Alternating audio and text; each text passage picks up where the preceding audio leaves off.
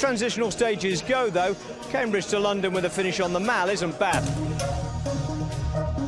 Stage 3 follows up a ceremonial tour of Cambridge with an A-road run down to Saffron Walden. From there it turns left for a loop through Essex and a run of small communities for whom this will be the biggest day of the year. The closest it gets to a city other than the big one it's aiming for is the outskirts of Chelmsford, where the route turns and heads towards Epping Forest. The intermediate sprint is on Epping High Street. Then it's a monumental game of join the dots as the riders enter London from the east past Olympic Park and race from one landmark to another. The route stays close to the Thames as far as the Houses of Parliament before a right turn along Birdcage Walk. The last turn of the day will be at Buckingham Palace for the long, wide, flat finish on the Mall. Much of Marcel Kittel, but he just pops up as Robbie McEwen used to do in the last couple of 100 metres. Well, it's not important to be seen here at 5 or 6 kilometres to go. It's in the final 250 metres. But the control now in this race has gone to Omega Pharma Quickstep. Tony Martin is on the front, looking back in second place. That's Alessandro Petacchi. A little bit further back, you've got Bakelants. Behind them, you've got Mark Renshaw. Renshaw is biding his time. He will have confidence in these guys. They've been through this rehearsal several times so far this year, but they're getting a challenge now on the right-hand side. The red and white jerseys are Katusha. That's for Alexander Kristoff. I think that Omega Pharma Quickstep have taken control a little bit too early. 4 kilometres to go instead of 2. I think they run out of firepower before they swing in, and that's why Marcel Kittel is still waiting with his team, still waiting as we run down towards the end of this extraordinary stage. It has now become a tour of London here as we get to 4 kilometres from the finish. Well, Omega Pharma Quickstep in the black and white jersey. We're looking for a man in the white jersey which has got a few black stripes on it. That would be Marcel Kittel. We haven't yet seen his team. The red and white jerseys are Katusha. There is Porsev, the Russian national champion, in the white jersey with a band around the middle. This is getting very excited indeed. At the moment, you dare not touch your brakes. There they are, Giant Shimano. The last man there with the white sunglasses is Marcel Kittel, shouting instructions to his teammates. Yeah, but look at the battle with the boys in red on the right. The other team of Greipel here. We're taking Kittel and Greipel, 2 Germans and 2 of the fastest finishing in the world, are going to be launched together for the line here. At the moment, no sign of Brian Coquard and the other Frenchman, Demar. Expect them, nor indeed Peter Sagan, because there's still a long way to go once we pass Buckingham Palace and swing into the Mall. It is a long, straight sprint finish.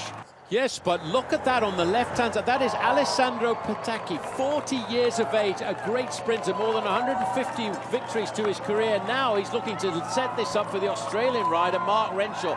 Renshaw is sitting in 2nd or 3rd position in that line, looking very...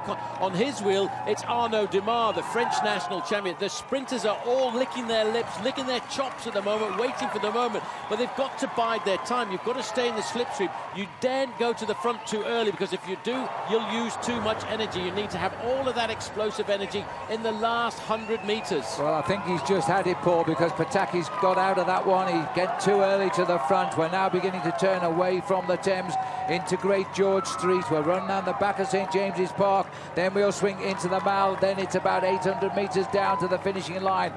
I think they've come to the front at the very, very right time, Giant Shimano, but so too on the other side has indeed Lotto, and the move now by Sagan is also there. He's the man in the middle in the lime green, bumping and barging his way to get into position.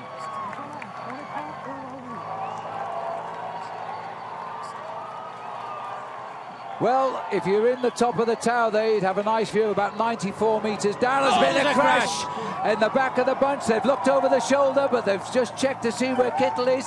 Kittel is still there. He will keep going.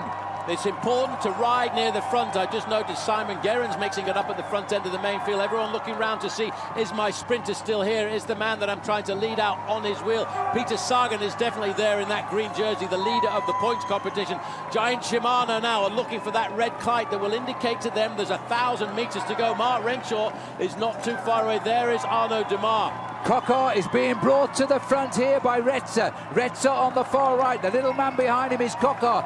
Coquard is so confident. He's becoming the cheeky sprinter of the Tour de France and is lining up. The green jersey of Sagan is alongside him, and alongside Sagan is Kittel. Where is Greipel in the white? Greipel still shuffling his team here.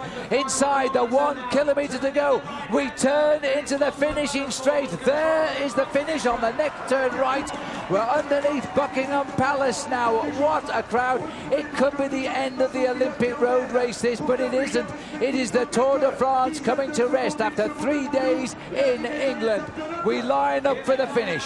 Well, as we line up for the finish, it's still the giant Shimano. Marcel Kittel's right up there, but you know, we're going to get a big challenge coming from Marc Renshaw, who's led out by Alessandro Petacchi. Well, who's on the wheel of Kittel? It's none other than Peter Sagan. On the wheel of Sagan is Brian Coquard and the French champion Dumas. As they try to break here, Kittel is going to go, and he's taking Sagan with him. Kittel is driving, Sagan's in his slipstream. It's a perfect finish if Sagan can do it. As Kittel rides up to the finish, have they got the speed? No, they have not. Sagan will take second, and maybe in the photo, Coquard got third. Well, that was a great piece of riding by the whole team of Giant Shimano. Well, Phil, they set him up there to perfection. They had complete confidence in the German man who won the first stage. Have a look at this again. There's absolutely no challenge. All that Peter Sagan could do was stay there in the wheel. A calm and relaxed face looking there on Marc Renshaw. He was brought up there as replacement sprinter. But the new man on the block, a second stage victory in 3 days, big Marcel Kittel. He made it look so very, very easy. And I think that's because it was. Everyone on Kittel's wheel, no one able to come past. Peter Sagan, a second to him as he was on stage 1. Marc Renshaw, racing as proxy for Mark Cavendish, was 3rd. Brian Coquard, after getting boxed in, was 4th. Then came Christoph Van Poppel, Hausler and Rojas. Andre Greipel didn't contest the sprint in the end. He finished 23rd. Froome, Nibali, Valverde, Contador and Geraint Thomas all finished in the main field on the same time as the winner. Simon Yates lost 1:52. Now, we got a glimpse of a crash at the back of the bunch in the home straight. 2 Cofidis riders came down, Egoitz Garcia and Julien Simon. Neither, we think, seriously hurt. So he's won 2/3 of the stages so far. There are too many mountains in the race for him to keep that up. But in the absence of Mark Cavendish, it's hard to see who might really trouble Marcel Kittel. Let's hear from the stage winner then, as well as the man who sprinted in Cav's place today. So many congratulations, a really perfect stage win. It looked like, in particular, your train functioned so well today. Yeah, what can I say? It was awesome how the team worked once again together. They did a really, really great job. They delivered me in the perfect position. I could wait in the wheel of Tom Wheelers and wait and wait and wait. And I knew the other sprinters would start the sprint when I start my sprint. And then 200 meters, I just took all the energy I had together, and then I sprinted all out. I think it was one of the fastest sprints I ever did, on one of the greatest sprint finishes I ever saw. How do we beat Marcel Kittel? We have Mark Cavendish. Unfortunately he's not here, and if he was, I think we'd see some great sprints, and Cav's, I believe, the fastest in the peloton, so it's a shame he's not here. 3 stages done and 2 stage wins. There's 21 in the Tour de France. This could be an extraordinary year for you now, couldn't it? Yeah, I'm just taking it stage by stage. It can be also quickly over. I have to concentrate also on the mountains, but from now on it's, I think it was a big relief that we won already 2 stages now, and I'm looking forward now to the next days. Vincenzo Nibali will carry the yellow jersey back to France and probably won't have to defend it in earnest until the race hits the cobbles on stage 5. No change at the top today. He keeps his 2-second lead over Peter Sagan and 19 other riders on the same time, including Chris Froome, Bauke Mollema, Alberto Contador and Alejandro Valverde. Andrew Talansky is the last man in the 2-second group. Geraint Thomas is behind him, 16 seconds down, as is Nicholas Roach. Simon Yates is 69th, Marcel Kittel 158th, for all that matters to him.